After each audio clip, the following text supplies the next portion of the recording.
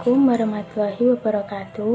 Perkenalkan, nama saya Seliani Kariskia, NIM 103200045 dari Prodi S1 Kesehatan Masyarakat.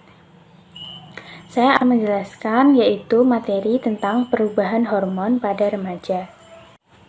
Nah, apa itu remaja? Remaja adalah masa peralihan dari anak-anak menjadi dewasa. Pada periode ini, terjadi pertumbuhan dan juga perkembangan berbagai hal, baik hormonal, fisik, psikologis, maupun sosial. Pada masa remaja, terjadi laju pertumbuhan dan juga perkembangan, baik fisik maupun psikis, terutama pada kematangan organ reproduksi. Nah, apa saja sih fase remaja itu? Fase remaja itu ada 3. Yang pertama yaitu fase remaja awal usia 12-15 tahun. Yang kedua, fase remaja pertengahan yaitu usia 15-18 tahun. Dan yang ketiga yaitu fase remaja akhir usia 18-21 tahun. Nah, selanjutnya ada ciri-ciri perkembangan remaja, yaitu diantaranya perkembangan biologis, perkembangan psikologis, perkembangan kognitif, perkembangan moral, perkembangan spiritual, dan juga perkembangan sosial. Selanjutnya yaitu ada beberapa hormon yang mempengaruhi perkembangan pada remaja. Yang pertama yaitu hormon androgen. Androgen adalah jenis utama hormon seks pada laki-laki. Hormon testosteron adalah jenis androgen yang berperan penting pada perkembangan pubertas laki-laki. Selama pubertas, peningkatan kadar testosteron berkaitan dengan sejumlah perubahan fisik pada anak laki-laki, perkembangan alat kelamin luar, dan peningkatan tinggi badan dan juga perubahan pada suara. Yang kedua yaitu ada hormon estrogen. Estrogen adalah jenis utama hormon pada perempuan. Nah, contohnya yaitu ada estradiol.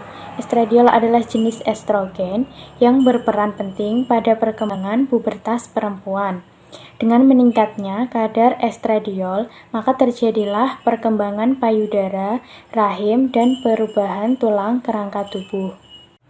Selanjutnya yang ketiga yaitu ada hormon FSH. Hormon ini diproduksi pada sel-sel basal hipofisis anterior sebagai respon terhadap GnRH yang berfungsi memicu pertumbuhan dan pematangan folikel dan sel-sel granulosa di ovarium perempuan, dan pada pria memicu pematangan sperma di testis. Waktu pelepasannya periodik, membutuhkan waktu paruh eliminasinya pendek, yaitu sekitar 3 jam.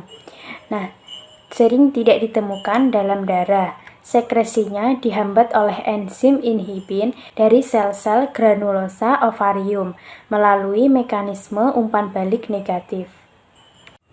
Yang keempat yaitu ada hormon LTH.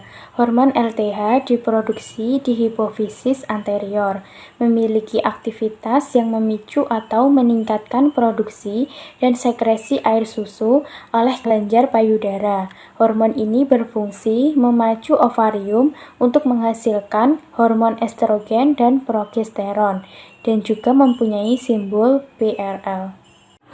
Yang kelima yaitu ada hormon LH. Hormon ini diproduksi di sel-sel kromofоб hipofisis interior.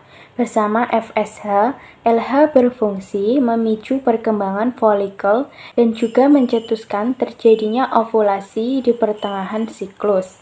Selama fase luteal siklus, LH meningkatkan dan mempertahankan fungsi korpus luteum pasca ovulasi dalam menghasilkan progesteron.